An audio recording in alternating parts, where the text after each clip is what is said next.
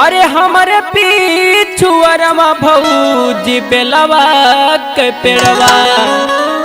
अरे पकाए न बेलवा, अरे कचाए पे चुआ झाम से, सासू बतिया चोरनी पिया न बोल हमसे।